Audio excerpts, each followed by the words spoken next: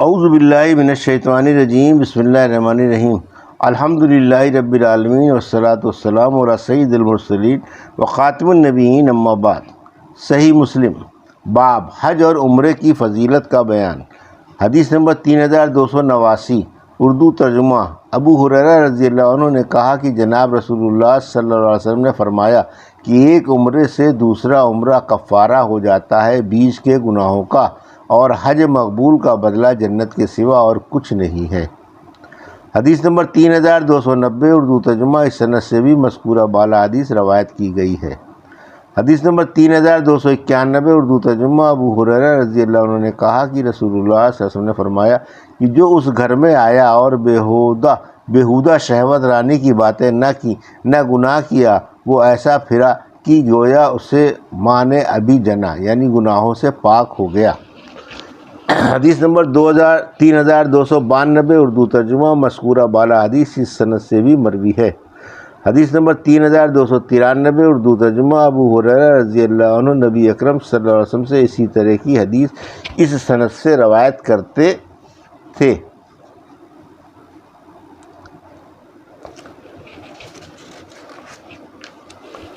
باب حاجیوں کے اترنے کا مکے میں اور اس کے گھروں کے وارث ہونے کا بیان۔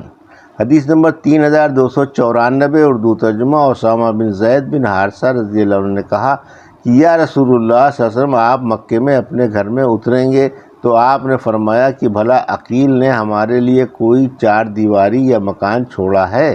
اور حقیقت اس کی یہ تھی کہ عقیل اور طالب وارث ہوئے ابو طالب کے، اور جعفر اور علی کو ان کے ورثے میں سے کچھ نہ ملا، اس لیے یہ دونوں مسلمان تھے اور عقیل اور طالب دونوں کافر تھے۔ حدیث نمبر 3295، اردو ترجمہ۔ حضرت اسامہ بن زید رضی اللہ عنہ روایت کرتے ہیں کہ انہوں نے عرض کیا یا رسول اللہ صلی اللہ علیہ وسلم، کل خدا نے چاہا اور ہم پہنچ گئے تو آپ کہاں اتریں گے؟ اور یہ بات فتح مکے کے دنوں میں کہی تو آپ نے فرمایا کہ عقیل نے ہمارے لیے کوئی گھر چھوڑا ہی نہیں۔ حدیث نمبر 3296، اردو ترجمہ۔ اس سند سے بھی اسی طرح کی حدیث مروی ہے۔ باب مہاجر کے مکے میں رہنے کا بیان۔ حدیث نمبر 3297، اردو ترجمہ۔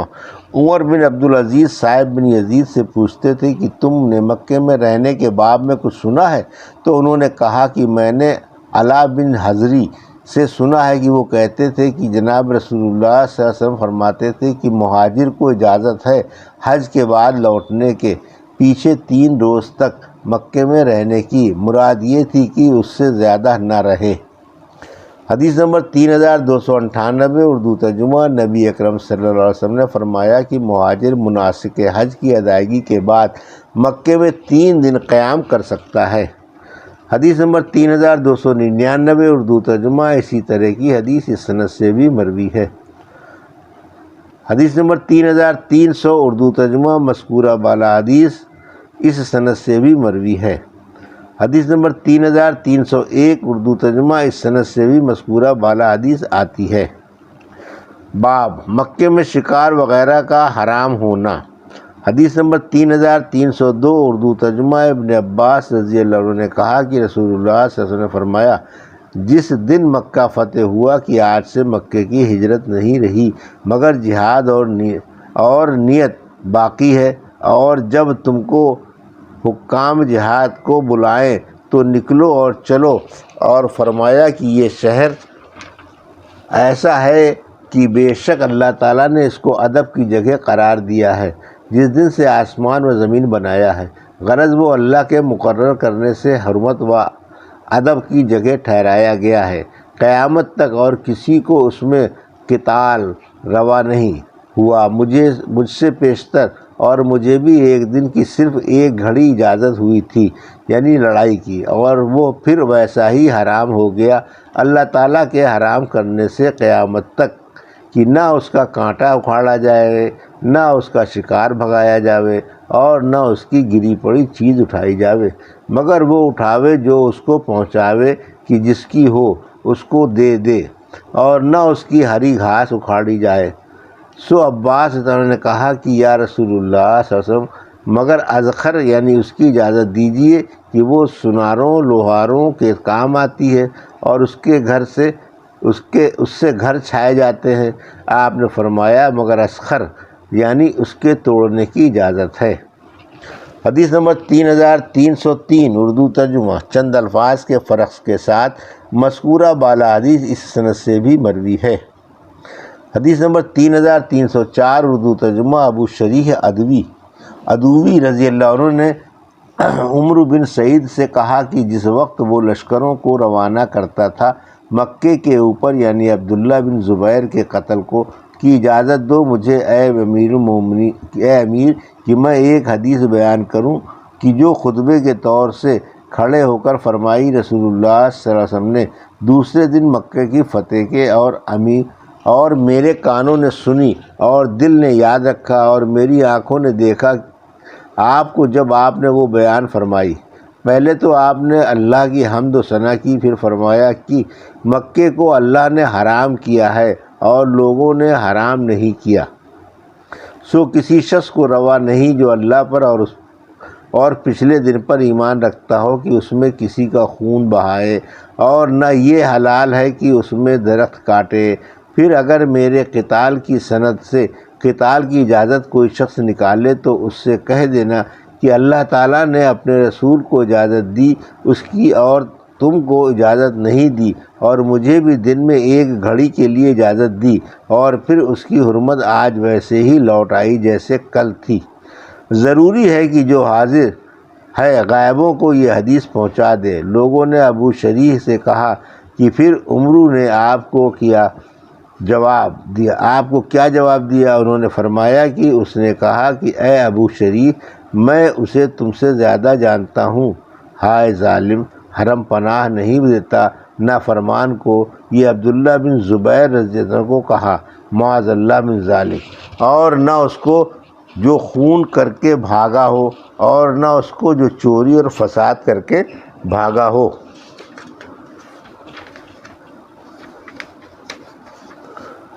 حدیث نمبر 3305 اردو ترجمہ ابو ہریرہ رضی اللہ عنہ نے کہا جب اللہ تعالیٰ نے مکے کی فتح دی اپنے رسول کو تو آپ نے لوگوں میں کھڑے ہو کر اللہ کی حمد و ثنا کی، پھر فرمایا کہ اللہ پاک نے اصحاب فیل کو مکے سے روک دیا اور اپنے رسول کو اور مومنوں کو اس کا حکم فرمایا، اور اس میں لڑنا کسی کو حلال نہیں ہوا۔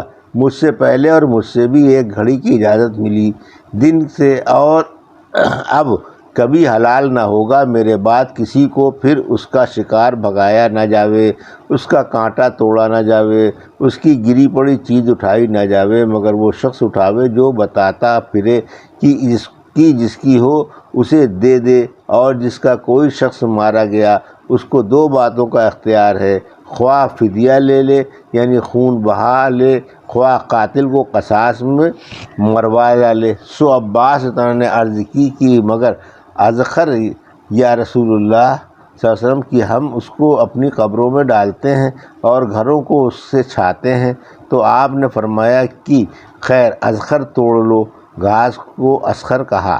پھر ابو شاہ ایک شخص یمن کا اٹھا اور اس نے عرض کی کہ یا رسول اللہ صلی اللہ علیہ وسلم یہ مجھے لکھ دو۔ آپ نے فرمایا لکھ دو۔ ابو شاہ کو ولید نے کہا کہ میں نے اوزاعی سے پوچھا کہ اس کا کیا مطلب کہ رسول اللہ صلی اللہ علیہ وسلم یہ مجھے لکھ دو۔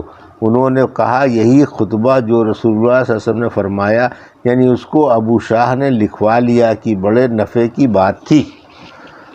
حدیث نمبر 3306 اردو ترجمہ ابو ہریرہ کہتے تھے کہ خزاع والوں نے ایک شخص کو مار ڈالا قبیلہ بنی لیث سے جس سال مکہ فتح ہوا، اپنے ایک مقتول کے بدلے جس کو بنی لیث نے مار ڈالا تھا، اور اس کی خبر رسول اللہ صلی اللہ علیہ وسلم کو ہوئی، اور آپ اپنی اونٹنی پر سوار ہوئے اور خطبہ پڑھا اور فرمایا کہ اللہ تعالیٰ نے مکے سے اصحاب فیل کو روکا اور اپنے رسول اور مومنوں کو اس پر حاکم کیا، اور وہ مجھ سے پہلے کسی کو حلال نہیں ہوا تھا اور نہ میرے بعد کسی کو حلال ہوگا، اور مجھے بھی ایک گھڑی کے لیے حلال ہوا تھا، اور اب اس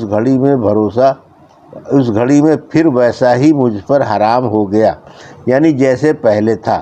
سو اس کا کانٹا نہ اکھاڑا جاوے اور درخت نہ کاٹا جاوے اور پڑی چیز نہ اٹھائی جاوے مگر بتانے والا اٹھاوے۔ جس کا کوئی شخص مارا جاوے اس کو دو چیزوں کا اختیار ہے، خواہ دیت لے لے خواہ قصاص لے لے۔